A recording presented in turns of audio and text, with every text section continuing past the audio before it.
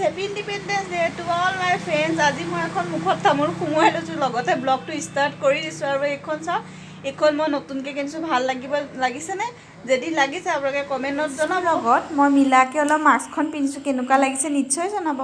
মই লক্ষ্যজ্যোতি পুনৰ মোৰ চেনেলত স্বাগতম জনাই আপোনালোকে আগবঢ়াব লৈছোঁ আজি মোৰ ৰেচিপিটো আজি আছে পবিত্ৰ ভাদ মাহ আহি পাই গৈছেহি আৰু লগতে শাওণ মাহ যাবলৈ ভাতৰ আছে মাত্ৰ দুটা দিন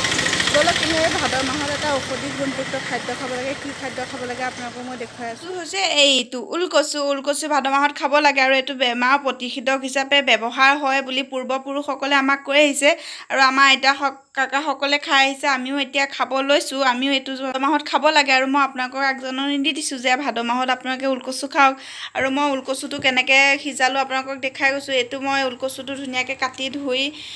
অলপ নিমখ পানী দি ৰাইচ কুকাৰতে সিজাই লৈছোঁ লগত দিছোঁ ভাতকেৰেলা দুটা আৰু কেইটামান দিছোঁ কঁঠাল গুটি মই যিহেতু আলু নেখাওঁ তাৰ সলনি মই কঁঠাল গুটি ব্যৱহাৰ কৰিছোঁ আৰু কি ব্যৱহাৰ কৰিছোঁ বলক আপোনালোকক দেখাই যাওঁ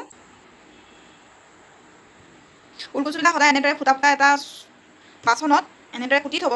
ওলকচু বনাবৰ কাৰণে ব্যৱহাৰ হোৱা সামগ্ৰীবোৰ এনেধৰণৰ জালুক জিৰা বেছিকৈ ল'লোঁ জালুকটো অলপ বেছিকৈ দিব কাৰণ ওলকচুটো খজুৱাব পাৰে আৰু ওলকচু জ্বলা নহ'লে খাই ভাল নালাগে আৰু ল'লোঁ জলকীয়া 4টা লগতে ল'লোঁ বিলাহী 2টা গোটেইখিনি একেলগে মই এনেদৰে পেষ্ট বনাই ল'লোঁ ভাতকেৰেলাখিনিৰ পৰা গুটিখিনি এক্সট্ৰাকৈ উলিয়াই ল'লোঁ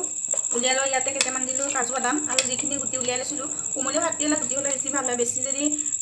বুঢ়া হয় তেনেহ'লে ভাতকেৰেলা গুটিটো নিদিব আৰু ইয়াতে দিলোঁ নিমখ আৰু অলপ দিলোঁ হালধি এতিয়া গোটেইখিনি পেষ্ট বনাই ল'ম গোটেইখিনি এনেদৰে পেষ্ট বনাই ল'ম পেষ্টটো ধুনীয়া হৈ গ'ল এতিয়া ইয়াৰ ভিতৰতে এনেদৰে সোমাই দিওঁ কেৰেলাখিনি বেচনত এনেদৰে অলপ লেটিয়াই ল'লোঁ সেইটো মই ধুনীয়াকৈ লেটিয়াই থৈছোঁ এনেদৰে গোটেই মই 4টাই বনাইছোঁ বেছি বনোৱা নাই এতিয়া চাওক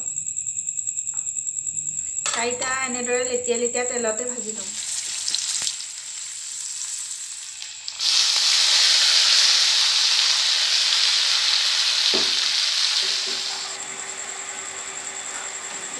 আৰু কঁঠাল গুটি মই অলপ কুটি থৈছিলোঁ এইটোতে তাতে দি দিলোঁ ওলকচুখিনি যিহেতু সিজাওঁতে ধুনীয়াকৈ সিজি গৈছিলে এতিয়া মই অকণমান লৰাই দিওঁতে এনেদৰে গোটেইখিনি ভাঙি টুকুৰা টুকুৰি হ'ল এতিয়া খাব পৰা হৈ গ'ল তথাপিতো মই যিহেতু এটা নতুন পদ্ধতিৰে এইখিনি দি বনাম গতিকে অলপ গৰম পানী দিম ইয়াতে অলপ গৰম পানী দি অলপ গ্ৰেভি নিচিনা কৰিম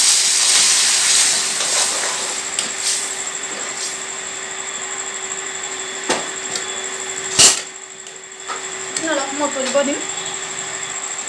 প্ৰায় উতলিলে এতিয়া ইয়াতে এইটো যিটো মই এড কৰিবলৈ ধৰিছিলোঁ ভাতকেৰেলা দি এইটো ইয়াতে দি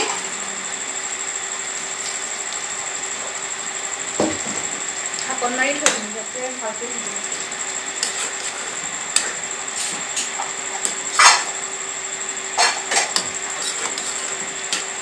এতিয়া খুব বেছি লৰাই নাথাকিব যদি খুব বেছি লৰাই থাকে চব্জিটো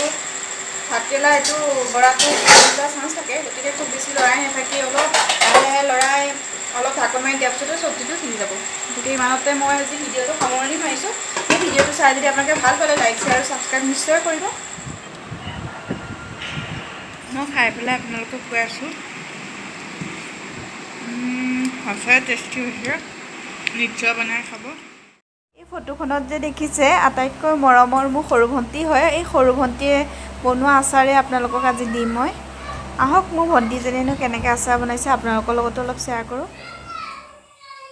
আজি মই আপোনালোকক আমাৰ ঘৰতে লগা নগা ফিৰিঙি আচাৰৰ এটা ৰেচিপি দিম আচাৰটো অৱশ্যে মই বনোৱা নহয় মোৰ ভণ্টিয়ে বনোৱা মোৰ ভণ্টিয়ে বনাই মোলৈ পঠাই দিছিলে আৰু ইউটিউবত দিবৰ কাৰণে কৈছিলে সেইকাৰণে মই আপোনালোকৰ আগত শ্বেয়াৰ কৰিছোঁ আচাৰখিনি বনাবৰ কাৰণে তাই প্ৰথমতে ধুনীয়াকৈ জলকীয়াখিনি ছিঙি ধুই শুকুৱাই ল'লে শুকুৱাই এক ৰ'দ দি ল'লে এক ৰ'দ দিয়াৰ পিছতে তাত কি সামগ্ৰী দিছে বলক চাওঁগৈ আচাৰৰ কাৰণে বৰ বেছি সামগ্ৰী ব্যৱহাৰ কৰা নাই যিবোৰ আমাৰ সচৰাচৰ সদায় ঘৰতে ব্যৱহাৰ আমি কৰোঁ সেই সকলোবোৰ সামগ্ৰীৰে আমি অতি সহজ উপায়েৰে জলকীয়া আচাৰটো ভণ্টিয়ে বনাইছে যিবোৰ সামগ্ৰী প্ৰয়োজন হৈছে মই এনেধৰণে লিখিয়ে দিছোঁ। এটা গৰম কেৰাহীত তেল ঢালি তেলখিনি গৰম হোৱাৰ লগে লগে যিবোৰ সামগ্ৰী তেওঁৰ প্ৰয়োজন হৈছিলে সেই সকলোবোৰ তেলতে ঢালি দি যেতিয়া কেৰাহীটোত বস্তুখিনি ঠাণ্ডা হ'ল তেতিয়া এটা এয়াৰটাইট টেমাত ভৰাই থ'লে। আচাৰত আপোনালোকে কেতিয়াও ভিনেগাৰ দিবলৈ নাপাহৰিব, কাৰণ ভিনেগাৰেহে আচাৰখিনি বহুত দিনলৈকে লাষ্টিং হোৱাকৈ ৰাখে। ভিডিঅ'কেইটা চাই যদি আপোনালোকৰ ভাল লাগিলে লাইক শ্বেয়াৰ আৰু ছাবস্ক্ৰাইব কৰিবলৈ নাপাহৰিব। ইমানতে মোৰ ভিডিঅ' আজি সামৰণি মাৰিছোঁ। নমস্কাৰ, জয় হিন্দ।